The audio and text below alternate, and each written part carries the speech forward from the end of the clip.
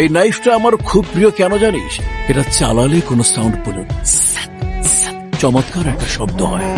এটা দিয়েই আমি তোর বন্ধু জয়কে স্যাত করে কেটেছিলাম। তোকেও কাটবো, তবে স্যাত করে না, সাই সাই করে। কেরা মরার কথা শুনে হাসি পাচ্ছে?